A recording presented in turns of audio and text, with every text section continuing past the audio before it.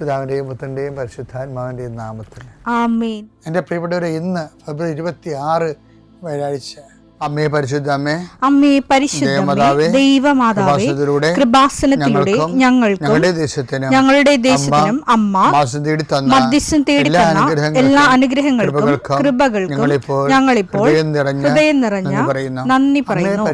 അമ്മേ പരിശുദ്ധമേ, ദൈവമാതാവേ, 2004 ഡിസംബർ 7 ഉച്ചകഴിഞ്ഞ് 2:30 കൃപാസനത്തിൽ സംഭവിച്ച അമ്മയുടെ പ്രത്യക്ഷപ്പെടലിനെ കുറിച്ച് തിരുസഭയ്ക്ക് സമർപ്പിച്ചിരിക്കുന്ന പഠനരേഖകളുടെ മേൽ സഭാത്മകമായ പഠനം ആരംഭിക്കുവാൻ ഞങ്ങൾ പ്രാർത്ഥിക്കുന്നു.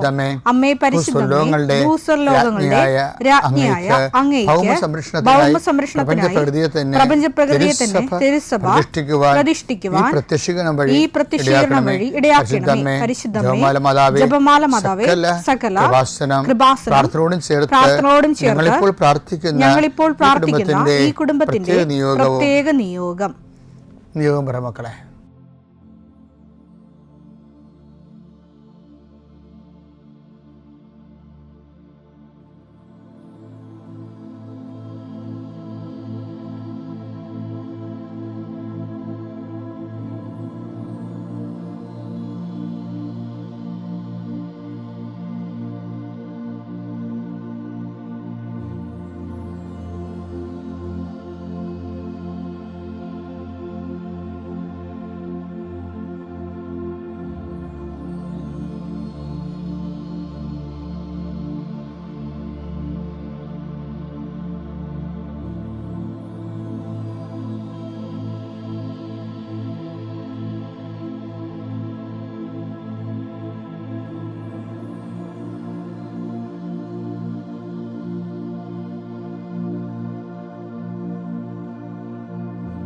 അമ്മയുടെ പ്രത്യക്ഷീകരണത്തിന്റെ ഈ അനുഗ്രഹവേളയിൽ ഞങ്ങൾക്ക് സാധിച്ചു തരുവാൻ കനിയണമേ. ആമേൻ. വിശ്വാസ പ്രമാണം. സർവശക്തനായ പിതാവും ആകാശത്തിന്റെയും ഭൂമിയുടെയും സൃഷ്ടാവുമായ ദൈവത്തിൽ ഞാൻ വിശ്വസിക്കുന്നു. അവിടുത്തെ ഏകപുത്രനും ഞങ്ങളുടെ കർത്താവുമായ ഈശോമിശിഹായിലും ഞാൻ വിശ്വസിക്കുന്നു. ഈ പുത്രൻ പരിശുദ്ധാത്മാവിനാൽ ഗർഭസ്ഥനായി കന്യകാമറിയത്തിൽ നിന്ന് പിറന്ന് പൊന്തിയോസ് പീലാത്തോസിന്റെ കാലത്ത് പീഡകൾ സഹിച്ച് കുരിശിൽ തറയ്ക്കപ്പെട്ട് മരിച്ച് അടക്കപ്പെട്ട് പാതാളങ്ങളിൽ ഇറങ്ങി മരിച്ചവരുടെ ഇടയിൽ നിന്ന് 3-ാം നാൾ ഉയർത്ത് സ്വർഗത്തിലേക്ക് എഴുന്നള്ളി സർവശക്തിയുള്ള പിതാവായ ദൈവത്തിന്റെ വലതുഭാഗത്തിരിക്കുന്നു. അവിടെ നിന്ന് ജീവിക്കുന്നവരെയും മരിച്ചവരെയും വിധിക്കുവാൻ വരുമെന്നും ഞാൻ വിശ്വസിക്കുന്നു. പരിശുദ്ധാത്മാവിലും ഞാൻ വിശ്വസിക്കുന്നു. വിശുദ്ധ കത്തോലിക്കാ സഭയിലും പുണ്യവാന്മാരുടെ ഐക്യത്തിലും പാപങ്ങളുടെ മോചനത്തിലും ശരീരത്തിന്റെ ഉയർപ്പിലും നിത്യമായ ജീവിതത്തിലും ഞാൻ വിശ്വസിക്കുന്നു. ആമേൻ. സുഖസ്ഥനായ ഞങ്ങളുടെ പിതാവേ, അങ്ങയുടെ നാമം പൂജിതമാകണമേ. അങ്ങയുടെ രാജ്യം വരണമേ. അങ്ങയുടെ തിരുമനസ് സ്വർഗത്തിലെ പോലെ ഭൂമിയിലും ആകണമേ. അന്നു വേണ്ടുന്ന ആഹാരം ഇന്ന് ഞങ്ങൾക്ക് തരണമേ. ഞങ്ങളോട് തെറ്റ് ചെയ്യുന്നവരോട് ഞങ്ങൾ ക്ഷമിക്കുന്നത് പോലെ ഞങ്ങളുടെ തെറ്റുകൾ ഞങ്ങളോടും ക്ഷമിക്കണമേ. ഞങ്ങളെ പ്രലോഭനത്തിൽ ഉൾപ്പെടുത്തരുതേ, തിന്മയിൽ ഞങ്ങൾ രക്ഷിക്കണമേ. ആമേൻ. നന്മ നിറഞ്ഞ മറിയമേ, സ്വസ്തി. കർത്താവ് അങ്ങയുടെ കൂടെ സ്ത്രീകളിൽ അങ്ങ് അനുഗ്രഹിക്കപ്പെട്ടവളാകുന്നു. അങ്ങയുടെ ഉദരത്തിൻ ഫലമായി ഈശോ അനുഗ്രഹിക്കപ്പെട്ടവനാകുന്നു. പരിശുദ്ധ മറിയമേ, തമ്പുരാന്റെ അമ്മേ, പാപികളായ ഞങ്ങൾക്ക് വേണ്ടി ഇപ്പോഴും ഞങ്ങളുടെ മരണസമയത്തും തമ്പുരാനോട് അപേക്ഷിക്കണമേ. ആമേൻ. കർത്താവേ, നിന്റെ ഉന്നതമായ നാമത്തിന് സ്വസ്ത്രം ചെയ്യുന്നു.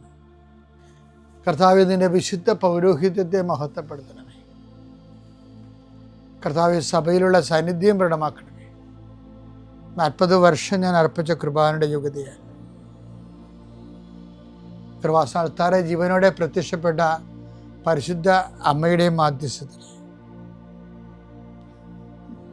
ഈ പ്രാർത്ഥന പ്രതീക്ഷിച്ചുകൊണ്ട് ലോകം മുഴുവനും വിവിധ സ്ഥലങ്ങളിൽ ജാഗ്രതയോടെ ഇരിക്കുന്ന ഓരോ മകൻ്റെ മേലും മകളുടെ മേലും കർത്താവേ, നിന്റെ തിരുമുറിവാർന്ന വലതുകരം ആണിപ്പെടുന്ന അത്ഭുതകരം വെക്കണമെന്ന് പ്രാർത്ഥിക്കുന്നു.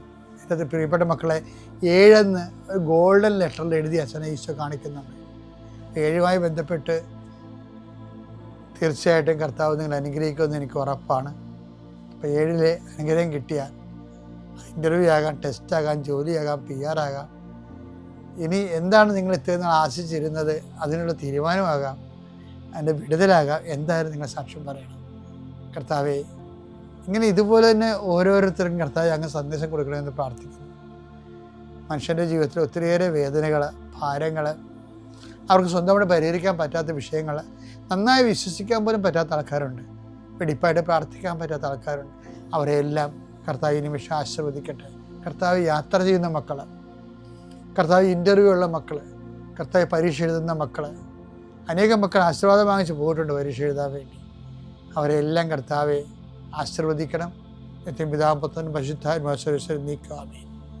എൻ്റെ പ്രിയപ്പെട്ടവരെ, ഉടമ്പടിയുടെ ഘടന കർത്താവ് എൻ്റെ മനസ്സിൽ പരിശുദ്ധാത്മാവും നൽകിയ ഒരു ഘടനയാണുള്ളത്. എന്താ പറയണത്? ഞാൻ എൻ്റെ പിതാവിൻ്റെ കൽപ്പനകൾ പാലിച്ച്, അതല്ലേ ഉടമ്പടി എന്ന് പറയണത്. ഞാൻ എൻ്റെ പിതാവിൻ്റെ കൽപ്പന പാലിച്ച് അവിടുത്തെ സ്നേഹത്തിൽ നിലനിൽക്കുന്ന പോലെ എൻ്റെ കൽപ്പനകൾ പാലിച്ചാൽ നിങ്ങളും എൻ്റെ സ്നേഹത്തിൽ നിലനിൽക്കും. യോഹന്നാൻ 15:10 ഞാൻ എൻ്റെ പിതാവിൻ്റെ കൽപ്പനകൾ പാലിച്ച് അവിടുത്തെ സ്നേഹത്തിൽ നിലനിൽക്കുന്നത് പോലെ നിങ്ങൾ എൻ്റെ കൽപ്പനകൾ പാലിച്ചാൽ എൻ്റെ സ്നേഹത്തിൽ നിലനിൽക്കും. അപ്പം നിലനിൽക്കുക എന്നുള്ളത് ആണ് ആധ്യാത്മിക ജീവിതത്തിൻ്റെ ഏറ്റവും വലിയ ത്രെട്ടതാണ്, ഏറ്റവും വലിയ മുഖമുദ്രയും അതാണ്. നമുക്ക് പൊതുവെ വരുന്നൊരു വിഷയം എന്താ അറിയാമോ? ഈ ആഴ്ച ഭക്തി ഉണ്ടെങ്കിൽ അടുത്ത ആഴ്ച ഭക്തി ഉണ്ടാകത്തില്ല. അടുത്ത മാസം നമ്മൾ തീർത്ഥാടനത്തിനും പോകും, ലോകത്തിലുള്ള എല്ലാ മലയും കയറും, പുരുഷൻ്റെ വഴി നടത്തി ഇറങ്ങി വരികയും ചെയ്യും, കൃപയിൽ ജീവിക്കുകയും ചെയ്യും. നോൻപ് കഴിയുമ്പോൾ ഇല്ലേ, പുതു ഞായറാഴ്ച കഴിഞ്ഞ് കഴിഞ്ഞാൽ പിന്നെ മനുഷ്യൻ പിന്നെ ഗ്രാഫ്, ആധ്യാത്മിക ഗ്രാഫ് താഴെ പോകും, ചിലപ്പോൾ ഗ്യാപ്പും വരും. നിങ്ങൾ ഒരു മല കയറണ നല്ലതല്ലേ, ഞാനും കയറുന്ന ആളാണ്. പക്ഷേ ഒരു മലയും കയറിയില്ലെങ്കിലും ശ്രദ്ധിക്കേണ്ട ഒരു കാര്യം എന്ന് അറിയാമോ? ദൈവ ആ മനുഷ്യ ബന്ധത്തിൽ ഗ്യാപ്പ് വരാതിരിക്കാൻ നോക്കണം. എന്താ ഈശോ പറയണത്? നിലനിൽക്കണം എന്ന് പറഞ്ഞ വാക്കതാണ് 15:10. എന്താണ്? ഞാൻ എൻ്റെ പിതാവിൻ്റെ കൽപ്പന പാലിച്ച് അവിടുത്തെ സ്നേഹത്തിൽ ഗ്യാപ്പില്ലാതെ, വിള്ളലില്ലാതെ, കണ്ടിന്യൂസ് ആയിട്ട് പിന്തുടർന്നുകൊണ്ട് നിലനിൽക്കുന്നത് പോലെ. നമ്മൾ ഒത്തിരി പീക്കിലേക്ക് പോയില്ലെങ്കിലും ദൈവമായിട്ടുള്ള ആ ബന്ധം അത് ഒത്തിരിയേറെ നിമ്നോന്നതങ്ങൾ ഇല്ലെന്നുണ്ടെങ്കിലും ഒരു ബേസിക്കായിട്ട് ദൈവമായിട്ടുള്ള ആ നിലനിൽപ്പ് സൂക്ഷിക്കുന്നത് എൻ്റെ ഗുണമെന്ന് വെച്ച് കഴിഞ്ഞാൽ, നിലനിന്ന് കഴിഞ്ഞാൽ ഉള്ള ഗുണം എന്നറിയാമോ? ഞാൻ എൻ്റെ പിതാവിൻ്റെ കൽപ്പനകൾ പാലിച്ച് അവിടുത്തെ സ്നേഹം നിലനിൽക്കുന്ന പോലെ എൻ്റെ കൽപ്പന പാലിച്ചാൽ നിങ്ങൾ എൻ്റെ സ്നേഹത്തിൽ നിലനിൽക്കും. അങ്ങനെ കണ്ടിന്യൂഷനായിട്ട് നിലനിന്ന് കഴിഞ്ഞാൽ ഉണ്ടാകുന്ന ഉടമ്പടിയുടെ ഗുണവധാനം. ഉടമ്പടി നിങ്ങളെ കണ്ടിന്യൂറ്റി ഉറപ്പ് വരുത്തും. കണ്ടിന്യൂറ്റി ഇല്ലേ, തുടർച്ച ഉറപ്പ് വരുത്തും. കാര്യം എന്താണ്?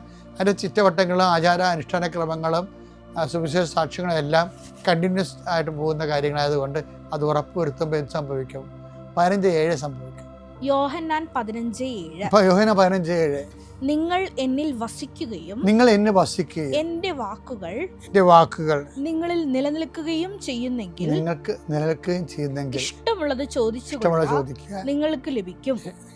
അപ്പൊ നിലനിൽക്കുക എന്നുള്ള വാക്കുണ്ട് അവിടെ. 2 സ്ഥലത്തുകൊണ്ടേ 15:10 നിലനിൽപ്പുണ്ട്. എന്താണ്? ഞാൻ എൻ്റെ പിതാവിൻ്റെ കൽപ്പന പാലിച്ച് അവിടുത്തെ സ്നേഹം നിലനിൽക്കുന്നത് പോലെ എൻ്റെ കൽപ്പന പാലിച്ചാൽ നിങ്ങൾ എൻ്റെ സ്നേഹം നിലനിൽക്കും.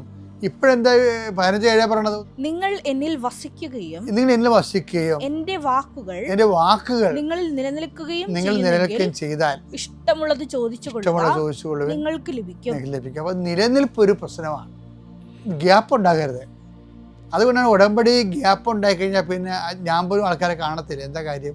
അതായത് ഒരു ഉടമ്പടിയിലല്ല. ഉടമ്പടിയിലാണെങ്കിൽ അവരെ കാണാൻ എളുപ്പമാണ്. നമുക്ക് ചുമ്മാ കാര്യങ്ങൾ കേട്ട് കർത്താവിൻ്റെ നാമത്തിൽ പ്രാർത്ഥിച്ച് മതാനും മധ്യസ്ഥ വെച്ച് കഴിഞ്ഞപ്പോൾ തന്നെ വിഷയം ശരിയാകും.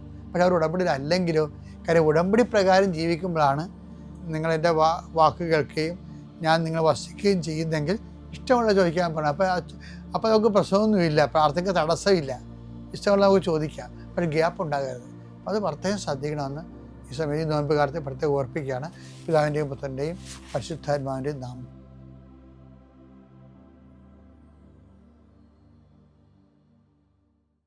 അത്യപൂർവ ദൈവാനുഭവങ്ങൾ ഇനി നിങ്ങൾക്കും സ്വന്തം. ഈ യൂട്യൂബ് ചാനൽ ഇതുവരെ സബ്സ്ക്രൈബ് ചെയ്തിട്ടില്ലെങ്കിൽ ഇപ്പോൾ തന്നെ സബ്സ്ക്രൈബ് ചെയ്യുക. ഈ വീഡിയോ ഇപ്പോൾ തന്നെ നിങ്ങളുടെ സുഹൃത്തുക്കൾക്ക് ഷെയർ ചെയ്തുകൊണ്ട് കർത്താവിൻ്റെ പ്രേക്ഷിതരാകുക.